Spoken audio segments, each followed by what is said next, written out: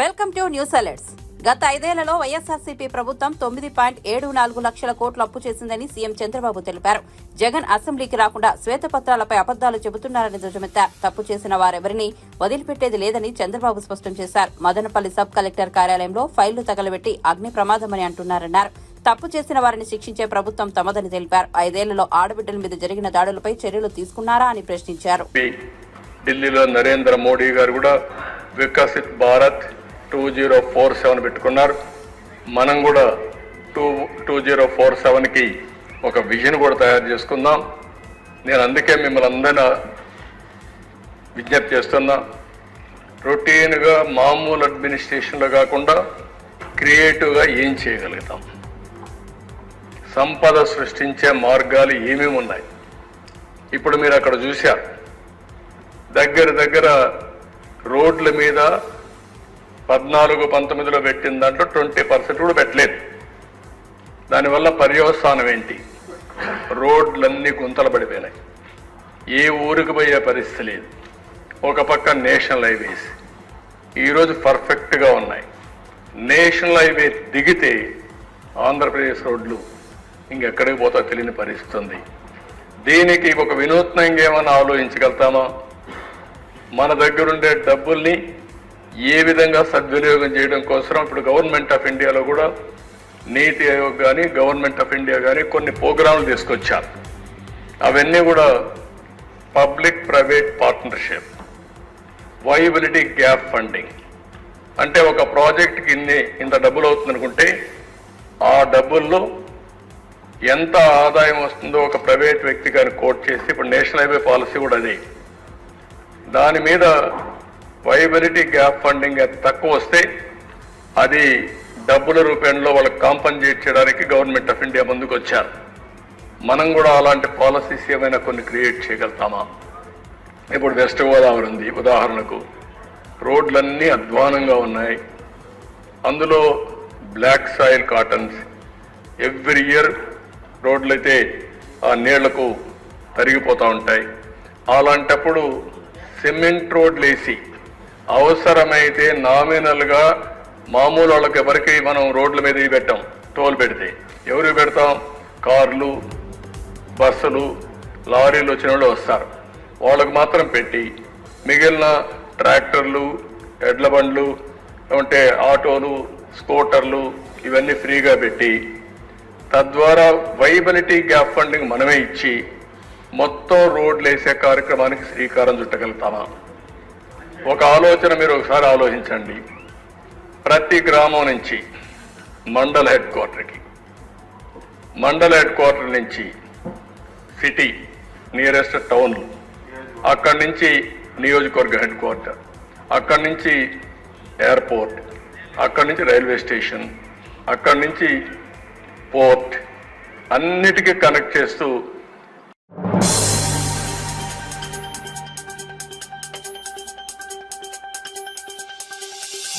BRS త్వరలోనే ఖచ్చితంగా బీజేపీలో విలీనమవుతుందని మంత్రి కోమటిరెడ్డి వెంకటరెడ్డి జోషం చెప్పారు. కేంద్ర బడ్జెట్లో తెలంగాణకు జరిగిన అన్యాయాన్ని ముఖ్యమంత్రి రేవంత్ రెడ్డి వెంటనే ఖండించారన్నారు. కేసీఆర్ ఇప్పటివరకు ఎందుకు నోరెత్తట్లేదని ఆక్షేపించారు. చంద్రబాబు, నితీష్ మద్దతు ఉపసంహరించుకుంటే ఇండియా కూటమి అధికారంలోకి వచ్చి రాహుల్ గాంధీ ప్రధాని అవుతారన్న భయంతోనే ఆయా రాష్ట్రాలకు అధిక కేటాయింపులు చేశారని విమర్శించారు. కేంద్ర బడ్జెట్ను నిరసిస్తూ నీతి ఆయోగ్ సమావేశాన్ని దక్షిణాది రాష్ట్రాల ముఖ్యమంత్రులు బహిష్కరిస్తున్నట్లు వివరించారు. వచ్చే పంచాయతీ ఎన్నికల్లో బీఆర్ఎస్ పూర్తిగా కనుమరుగైపోతుందన్నారు. 100% అవుతుంది. చర్చలు నడుస్తున్నాయి. మాకు క్లియర్ కట్ సోర్స్ లేదే నేను కానీ ముఖ్యమంత్రి గారు ఏది పడితే అది మాట్లాడాం కదా, మాకు చర్చలు తెలుసు కదా. అంత ఘోరంగా బడ్జెట్ పెడితే ముఖ్యమంత్రి గారు వెంటనే బడ్జెట్ అయిపోగానే 5 గంటలు ప్రెస్ మీట్ పెట్టిను. నేను ఢిల్లీలోనే ఉన్నా. అంత ఘోరమైన తెలంగాణకు అన్యాయం చేసి ఏపీ రియార్ అంటే 2 రాష్ట్రాలది. ఒక్క మాట ఇప్పటికి ఎందుకు ఖండించాలో చెప్పాలి మీరు. విలీనానికి ఇది చర్చలకు జరుగుతుందంటానికి ఉదాహరణ కాదా? అటువైపు అడుగులు పడుతున్నాయి కాబట్టే కేంద్ర ప్రభుత్వం తెలంగాణ వ్యతిరేక బడ్జెట్ పెడితే తెలంగాణ నిట్ట ఉంచితే కనీసం తెలంగాణ పేరు తీసుకోకుంటే ఎందుకు మాట్లాడతలేడు? ఇంత మంచి బడ్జెట్ ప్రవేశపెట్టిన మా ప్రభుత్వాన్ని చీల్చెండాడతావు. నువ్వు రేపో మాపో విలీనం కాబోయే పార్టీలో తెలంగాణ పేరెత్తకుండా 8 రూపాయలు ఇవ్వలే మాకు. ఎవరైనా రాష్ట్రం మీద ప్రేమ ఉంటే ఇలా అన్ని రాష్ట్రాలు దుమ్మెత్తికి వస్తున్నాయి. ఇది కుర్చీ బచావో ప్రభుత్వం. మోడీ గారు అక్కడ నితీష్ కుమార్ చంద్రబాబు నాయుడు సీట్లు ఉంటే సరిపోతుంది, లేకపోతే గవర్నమెంట్ పడిపోయి రాహుల్ గాంధీ ప్రధానమంత్రి అవుతారు, ఇండియా కూటమి వస్తుంది అని చెప్పి భయానికి బడ్జెట్ ఇచ్చిండు. మనకు ₹1 ఇవ్వలే. కేసీఆర్ వాళ్ళ కొడుకు హరీష్ రావు ఎందుకు ఇప్పటికీ ఆ బడ్జెట్ మీద మాట్లాడలే. రేపు 27 నీతి ఆయోగ్ సమావేశాన్ని కూడా దక్షిణాది రాష్ట్రాల ముఖ్యమంత్రులు బహిష్కరిస్తున్నారు. చర్చలు జరుగుతున్న మాట చిన్నపిల్లగానికి కూడా తెలుస్తుంది. అది మీరు త్వరలోనే చూస్తారు. ఎందుకంటే జరిగే విషయాలు మాకు తెలుసు కాబట్టి నేను చెప్పే మాట ముమ్మాటికి వాస్తవం. ఎందుకంటే నిన్న ఆయన మాటలను బట్టి అర్థమైంది. చీల్చి చెండాడిండి 2 సార్లు నిన్న 6 నెలలు అసెంబ్లీలో, పార్లమెంట్లో. రేపు లోకల్ బాడీలో కూడా నీకు అడ్రస్ లేకుండా చేస్తాం నీ పార్టీని. అప్పటికి నీ పార్టీ బీజేపీలో విలీనం అవుతుంది, కానీ ఒకవేళ ఉన్నా అడ్రస్ ఉండదు.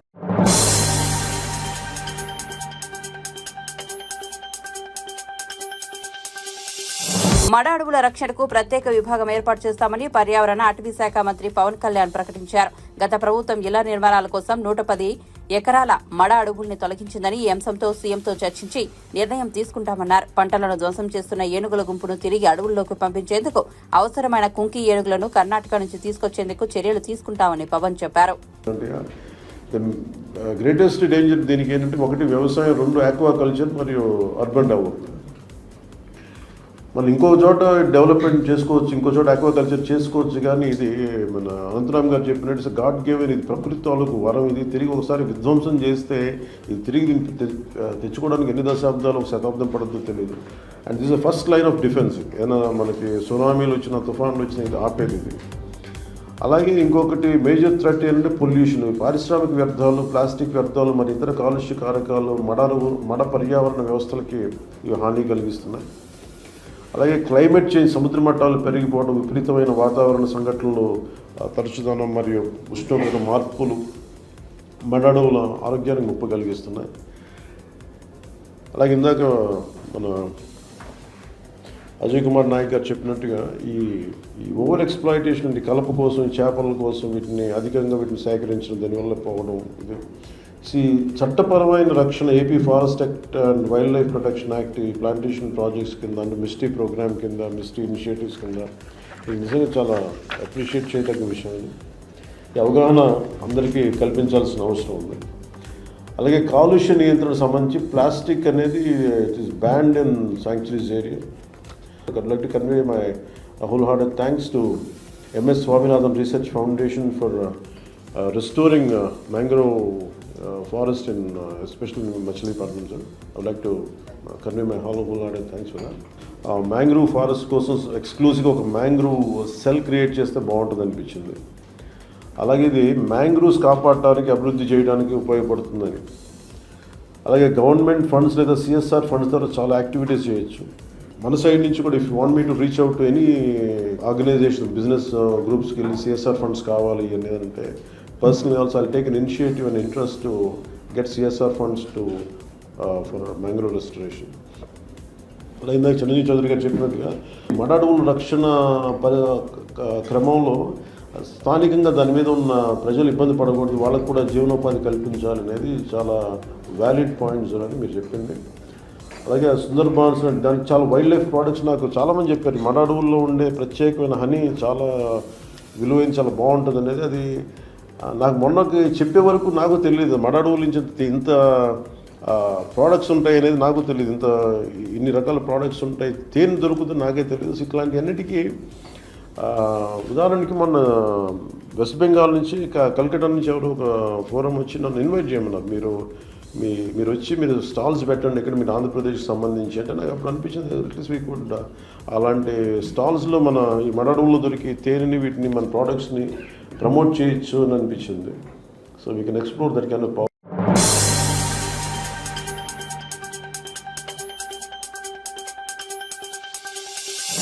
ఆంధ్రప్రదేశ్లో ప్రతిపక్ష పార్టీ నాయకులు సహా ఆ పార్టీ సానుభూతి పరులపై ఎక్కడా ఉద్దేశపూర్వకంగా దాడులు జరగట్లేదని ఏపీ హోంమంత్రి వంగలపూడి అనిత తెలిపారు. యాదృచ్ఛికంగా జరిగిన చిన్నపాటి ఘటనలను పెద్దవి చేసి చూపుతూ జగన్ రాష్ట్ర ప్రభుత్వంపై తప్పుడు ప్రచారం చేస్తున్నారని మండిపడ్డారు. రాష్ట్రంలో 36 మందిని రాజకీయ హత్యలు చేశారని, ఢిల్లీ వేదికగా జగన్ తప్పుడు ప్రచారం చేస్తున్నారని ధ్వజమెత్తారు. శుక్రవారం శాసనమండలిలో ఆమె మాట్లాడుతూ హత్యకు గురైన వారి వివరాలను తాము అడిగితే జగన్ ఎందుకు ఇవ్వట్లేదని ప్రశ్నించారు. 5 రోజుల వ్యవధిలో ఈ గవర్నమెంట్ ఎన్డీఏ గవర్నమెంట్ వచ్చిన తర్వాత 36 హత్యలు జరిగినాయి ఒకసారి, 31 ఒకసారి, లేదు అనుకుంటే ఢిల్లీ గవర్నర్ గారికి ఇచ్చిన రిపోర్ట్లో 30 అని ఒకసారి. అంటే ఒక్కొక్క దగ్గర ఒక్కొక్క స్టేట్మెంట్లు ఇచ్చుకొని జనాల్ని కన్ఫ్యూజ్ చేస్తున్నారా, ఆయన కన్ఫ్యూజ్ అవుతున్నారా, ఆయన ఏమన్నా తాపత్రయపడుతున్నారా? అంటే ఎంత తొందరగా 36 హత్యలు జరిగినాయని నేషనల్ మీడియా అడిగిన తర్వాత ఢిల్లీలో ఉన్నప్పుడు ఆ 36కి సంబంధించిన లిస్ట్ ఇవ్వండి అని చెప్పి అక్కడ మీడియా వాళ్ళు అడిగితే ప్రశ్నకి దాటేసేసారు, ఆన్సర్ చేయకుండా పక్కకి వెళ్ళిపోయారు. ఏమేనంటే రెడ్ బుక్ చూపిస్తారు. విషయం ఏంటంటే 36 కేసులు ఉన్నాయని చెప్పి 36 కేసులు ఒకటే కదా అధ్యక్ష, ఇందాక గౌరవ సభ్యులు చెప్పినట్టుగా సుమారుగా ఒక 500 పైగా దాడులు జరిగినాయి, 1000కి పైగా ఆస్తులను ధ్వంసం చేశారు అని చెప్పి ఫిగర్లతో సైతం ఇన్ని రకాలుగా ఆయన మాట్లాడిన తర్వాత నాకు అర్థమైంది ఏంటంటే ఆయనకు ఒక్కొక్కసారి అధ్యక్ష ఆయన ఆలోచన ఎలా ఉంటుందంటే పాత ఆయన చేసినవన్నీ ఇప్పుడు జరిగినాయి అన్న అపోహలో ఉన్నారో ఏంటో నాకైతే అర్థం కావట్లేదు అధ్యక్ష. నేను చాలా క్లియర్గా నిన్న హౌస్లోని క్వశ్చన్ అవర్లో ఇదే క్వశ్చన్ ఒక అసెంబ్లీలో సభ్యులు అడిగినప్పుడు ఇదే క్వశ్చన్కి సమాధానం చెప్పాను. ఈ రోజు ఇక్కడ సమాధానం చెప్పడానికి నేను రెడీగా ఇక్కడికి వచ్చున్నాను. నిన్న కూడా వైట్ పేపర్ రిలీజ్లో గౌరవ ముఖ్యమంత్రి గారు కూడా అక్కడ అసెంబ్లీలోని ఇక్కడ కౌన్సిల్ నేను కూడా క్లియర్గా మాట్లాడున్నాం. చాలా క్లియర్గా 36 హత్యలు అని చెప్తున్నారు కదా, గవర్నర్ గారికి మీరు 31 రాశారనుకోండి, పోనీ 31 దాని మీద మేము ఆగుతాం. ఆ 31 మంది ఎవరున్నారు, ఏ ప్లేస్ లో ఎవరు చంపారు, పోనీ ఎవరు చచ్చిపోయారో మీ నాయకులు ఒకసారి మాకు లిస్ట్ ఇవ్వండి. అవి రాజకీయ హత్యలని మాట్లాడుతున్నారు కదా, ఆ లిస్ట్ ఇవ్వండి, మేము దాని మీద చర్యలు తీసుకుంటామని చెప్పి స్ట్రైట్ అవే హోమ్ డిపార్ట్మెంట్ తరఫున నేను అక్కడ చంద్రబాబు నాయుడు గారు గవర్నమెంట్ తరఫున మేమందరం సిద్ధంగా ఉన్నామంటే ఈ రోజుకి ఎందుకు అధ్యక్ష నేమ్స్ ఇవ్వలేకపోతున్నారు? ఎక్కడ దాడులు జరిగినాయి అని చెప్తే ఎందుకు అధ్యక్ష దాడులు జరిగిన ప్లేస్ చెప్పనండి. ఒకవేళ మా దృష్టికి రాలేదేమో, మా పోలీస్ డిపార్ట్మెంట్ దృష్టికి రాలేదేమో, ఒకసారి మీ దృష్టిలో ఏమైనా ఉంటే చూపించండి, ఒకసారి మేము చర్యలు తీసుకుంటాం. అంటే ఈ రోజుకి కూడా అది లేకుండా పైగా రాజకీయంగా మా మీద దాడులు చేశారు. ఏం దాడులు అధ్యక్ష? ఒక్కసారి లాస్ట్ 5 సంవత్సరాల్లో ఒక్క కేసు కూడా లేకుండా ఎమ్మెల్యేని కానీ ఎమ్మెల్సీని కానీ మంత్రిని కానీ చూపించమనండి అధ్యక్ష. ఈ రోజు నేను అడిగితే ఒకసారి ఎంతమంది మీద కేసులు ఉన్నాయంటే మేము చేతులెత్తాం అధ్యక్ష. ఒక్కసారి ఎవరైనా చేతులెత్తే పరిస్థితి ఏదైనా ఉందంటే ఎవరి మీద కేసులు ఉన్నాయా? కేసులు ఉన్న వాళ్ళు ఒకసారి ఛాన్స్ రైజ్ చేసుకుంటే, ఇంక్లూడింగ్ మీ, నా మీద 23 కేసులు, లోకేష్ గారి మీద ఒక 23 కేసులు, అందరి మీద మినిమం +10 అధ్యక్ష. అంటే ఇన్ని కేసులు మా మీద పెట్టి ఈ రోజు మేము ఏదో వాళ్ళ మీద కేసులు పెట్టామని చెప్పి తిరిగి మా మీద క్వశ్చన్ చేయడం అధ్యక్ష. మీ మీద కూడా ఉన్నాయా సార్ కేసులు? వాళ్ళ మీద కూడా ఉన్నాయి అధ్యక్ష. ఓ పని చేస్తాను అధ్యక్ష, ఇంకొకటి మా సభ్యులు కూడా సలహా ఇచ్చారు, ఈరోజు ఎక్కడ ఫీల్డ్ విజిట్కి వెళ్దాం అధ్యక్ష, ఎక్కడ ఏం జరిగినాయి అన్న దానికి. పులివెందుల ఎమ్మెల్యే గారిని రమ్మనండి, ఫీల్డ్ విజిట్ కూడా మేము వెళ్తాం. అంటే ఓవరాల్గా చెప్పాలంటే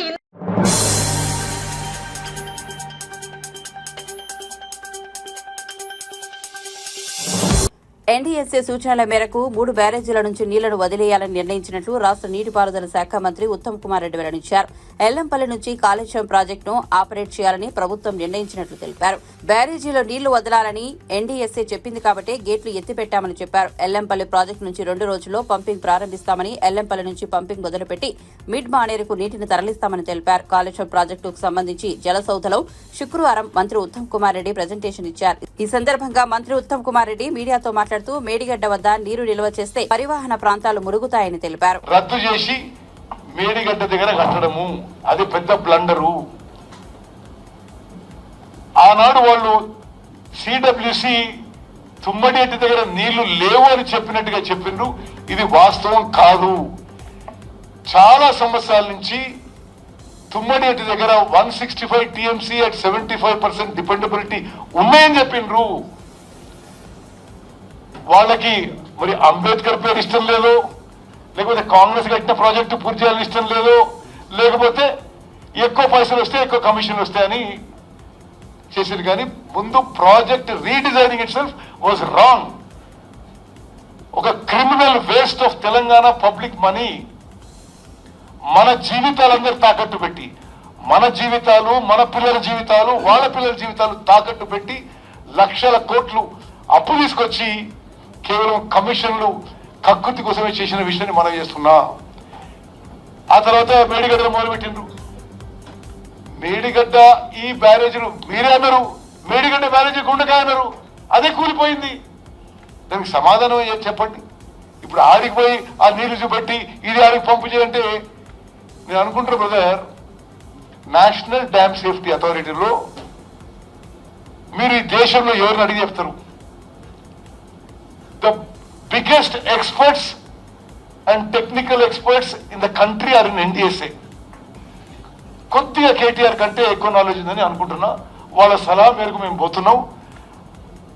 అదేవిధంగా తప్పనిసరిగా కమిషన్ ఆఫ్ ఎంక్వైరీలో ఎవరెవరి తప్పు తేలుతుందో తప్పనిసరిగా యాక్షన్ తీసుకోబోతున్నాము.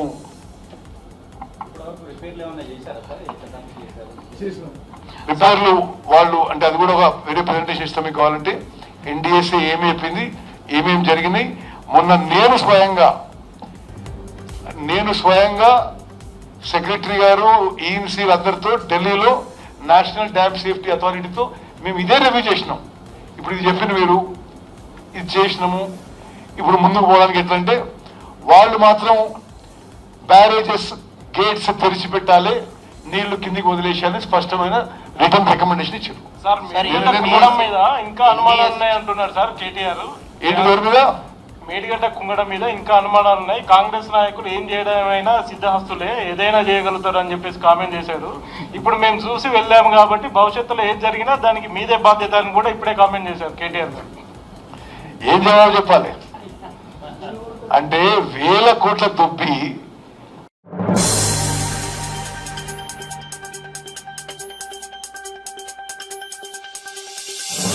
ఐదేళ్ల పాలనలో వైఎస్ జగన్ రాష్ట్రాన్ని ఆర్థికంగా దివాలా తీయించారని రాష్ట్ర ఆర్థిక శాఖ మంత్రి పయ్యావుల కేశవ్ మండిపడ్డారు. 9 లక్షల కోట్లపైన అప్పులు చేసి రాష్ట్ర ఆర్థిక వ్యవస్థను చిన్నాభిన్నం చేశారని ఆగ్రహం వ్యక్తం చేశారు. చంద్రబాబు హయాంలో దేశంలో రాష్ట్రానికి ప్రత్యేక బ్రాండ్ ఉండేదని, ప్రపంచవ్యాప్తంగా రాష్ట్రం పేరు మారుమోగేదని పేర్కొన్నారు. జగన్ తన పాలనతో ఆ బ్రాండ్ను ధ్వంసం చేశారని మండిపడ్డారు. జగన్ విధ్వంసకరమైన ఆలోచనలతో రాష్ట్రం ఆర్థికంగా తీవ్రంగా నష్టపోయిందని తెలిపారు. రాష్ట్ర ఆర్థిక వ్యవస్థపై రూపొందించిన శ్వేతపత్రాన్ని శాసన మండలిలో ప్రదర్శిస్తూ మంత్రి పయ్యావుల కేశవ్ స్టేట్మెంట్ చేశారు. జగన్ పాలనలో ప్రతి ఒక్కరూ చిన్నాభిన్నం చేశారని తెలిపారు.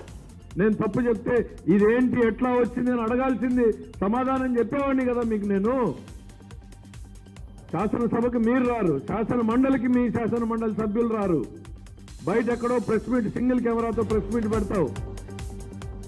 ప్రజలు నిన్ను నమ్మారు, ఇప్పుడు చెప్పేది కూడా నమ్మాలి. గవర్నర్ ప్రసంగం అబద్ధం, మేము శాసనసభలో పెట్టేవి నిజం కాదని చెప్తావు. మిమ్మల్ని చూస్తే జాలేస్తుంది జగన్మోహన్ రెడ్డి గారు. ఏంటి ఆయన చెప్తున్నాడు, ఆ రోజున చంద్రబాబు హయాం ముగిసే నాటికి 2.71 లక్షల కోట్లు ప్రభుత్వ అప్పు, ప్రభుత్వ గ్యారంటీల అప్పు 1,06 కోట్లు, అంటే 375-76. మేమేం చెప్పాము? 3,75,000 కోట్లనే కదా చెప్పింది మేము. ఆ ఫిగర్ కరెక్ట్ అయినప్పుడు ఈ ఫిగర్ కరెక్ట్ కాదా జగన్మోహన్ రెడ్డి గారు? మేము ఈరోజు శాసనసభలో ఇచ్చింది 3,75,000 కోట్లు ఇచ్చాం. నువ్వు చెప్పింది అదే ఫిగర్ చెప్తున్నావు.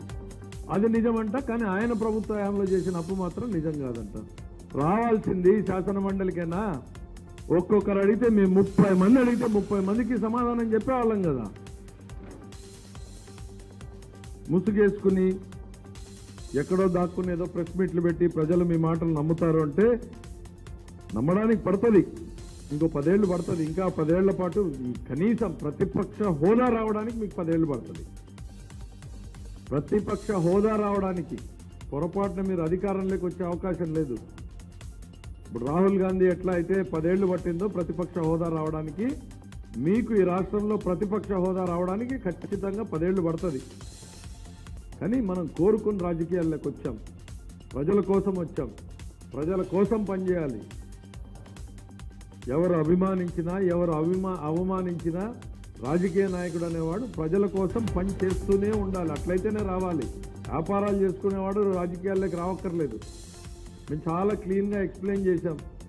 తెలంగాణ ఎక్సైజ్ పాలసీ రాష్ట్రం విడిపోయిన రోజున ఇద్దరు ఒకటే పాలసీలో ఉన్నాం. ఆ రోజు వాళ్ళ ఆదాయం ఏంటి, ఈరోజు మన ఆదాయం ఏంటి, ఈరోజు వాళ్ళ ఆదాయం ఏంటి, మన ఆదాయం ఏంటి, తేడా వచ్చింది. మరి ఆ మిగిలిన డబ్బులు ఎక్కడికి పోయినాయి? కన్జంప్షన్ సేమ్ ఉంది. అక్కడ ఎంతమంది మందు తాగుతున్నారో దాదాపు అంతే స్థాయిలో ఇక్కడ తాగుతున్నారు. అక్కడ 10-12 వేల కోట్లు ఎక్స్ట్రా వచ్చింది. మరి తెలంగాణ కన్నా రేట్లు ఎక్కువ ఉన్న ఆంధ్ర రాష్ట్రంలో ఆ 10-12 వేల కోట్లు ఎక్కడికి పోయినాయి? ఇవన్నీ ప్రజలు తెలుసుకోవాలని ఉత్సాహంగా ఎదురు చూస్తున్నారు. ఫ్రీ ఇసుక,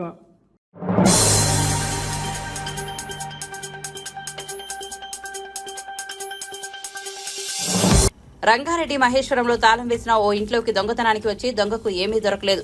దీంతో నిరాశ చెంది సీసీటీవీలో తన ఆవేదన తెలిపాడు. చివరకు ఇంట్లో నుండి వెళ్తుంటే ఒక వాటర్ బాటిల్ తీసుకుని దానికి 20 రూపాయలు ఇస్తున్నట్టు సీసీటీవీలో చూపించి టేబుల్ మీద 20 రూపాయల నోటుని ఆ దొంగ పెట్టి వెళ్లాడు.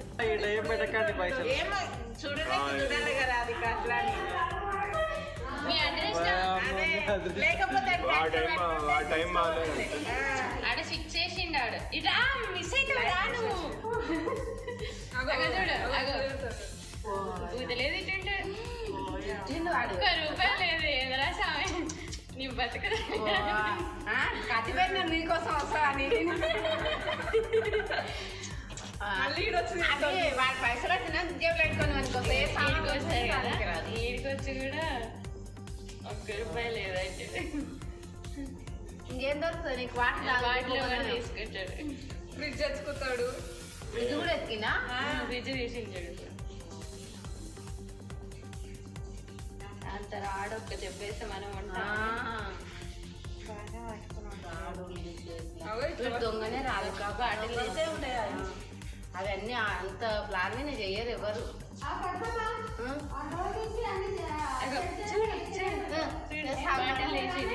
అది ఒక్కటి తీసుకుంటున్నా అని చెప్పాడు. డబ్బులు అయితే లేవు, మళ్ళీ వస్తాడు దానికి. ఎందుకని 20 రూపాయలు పెట్టి కొట్టాడు.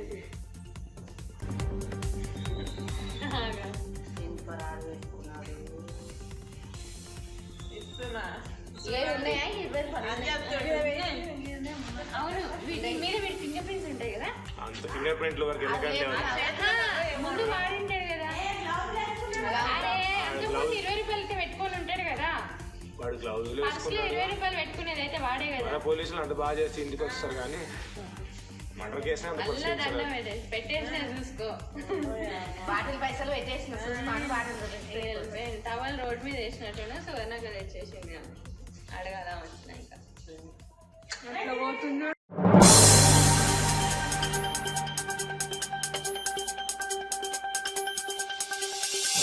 టాలీవుడ్ యువ హీరో సాయి ధరమ్ తేజ్ తన మంచి మనసును మరోసారి చాటుకున్నారు. ఆరోగ్య సమస్యలు ఎదుర్కొంటున్న పావలా శ్యామలకు ఆర్థిక ఇబ్బందులు తలెత్తాయి. ఈ విషయం తెలుసుకున్న సాయి ధరమ్ తేజ్ పావలా శ్యామలకు ₹1,00,000 ఆర్థిక సాయం అందించారు. కొన్ని అవసరాలు వచ్చారు, మీరు మమ్మల్ని గుర్తుపెట్టుకున్నందుకు మీరు యాక్సిడెంట్ అయినప్పుడు దేవుడిని ప్రార్థించాము, మీరు బాగుండాలండి. బాగుంటున్న టైం వల్ల మీరు మంచివారు కనుక బయటపడ్డారు.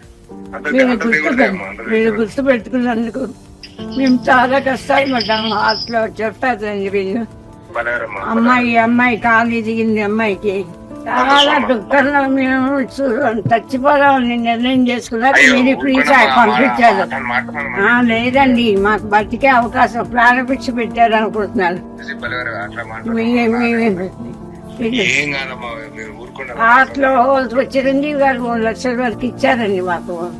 మీకు దేవుడు మీకు గుర్తు చేసి మాకు ఇంకా కొన్నాళ్ళు బతికే అవకాశం ఇచ్చారు.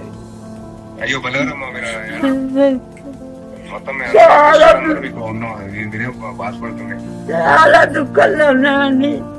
ఇలాంటి సమయంలో మీరు నా అమ్మాయి రోజు ఏడుస్తుంది. మీ దండం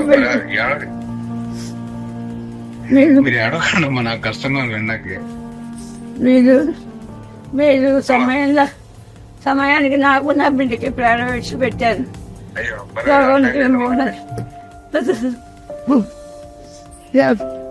ఊరుకోండి, ఏం కాదు. ఊరుకోండి మీరు ఆడకండి ప్లీజ్. ఊరుకోండి ఏమవుతుంది, మీరు బాధపడకండి అసలు.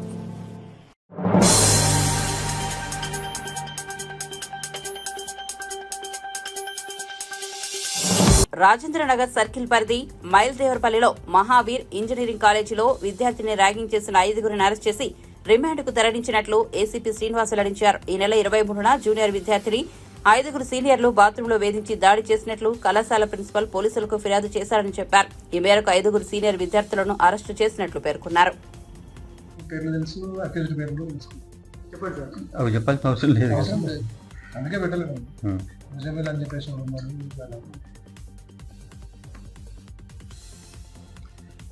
23 జూలై ఈవినింగ్ టైంలో మహావీర్ కాలేజీలో ఉన్నటువంటి పాలిటెక్నిక్ డిప్లొమా స్టూడెంట్స్కి సెకండ్ ఇయర్ స్టూడెంట్స్ కలిసి వాష్రూమ్లో కొట్టినారనే దానిపైన ప్రిన్సిపల్ రవీందర్ రెడ్డి గారు మైలార్దేవపల్లి పిఎస్లో కంప్లైంట్ చేయడం జరిగింది. దాని మీద కేసు నమోదు చేయడం జరిగింది. ఆ ఇన్వెస్టిగేషన్లో 5 స్టూడెంట్స్ 2 స్టూడెంట్స్ని కొట్టినట్టు తెలియగా ఇన్వెస్టిగేషన్లో వాళ్ళకు నిన్న అప్రెంషన్ చేసి కాలేజ్ వాళ్ళకు కూడా నెసరీ డిసిప్లినరీ యాక్షన్ తీసుకోమని చెప్పి తెలపడం జరిగింది. దాని తదుపరి వాళ్ళు కమిటీ వాళ్ళు కూర్చొని యాక్షన్ తీసుకోవడం జరుగుతుందని తెలపడం జరిగింది. వాళ్ళను నిన్న అరెస్ట్ చేయడం జరిగింది నోటీస్ కాబట్టి 5 మెంబర్స్ మీద అరెస్ట్ చేయడం జరిగింది. Thank you.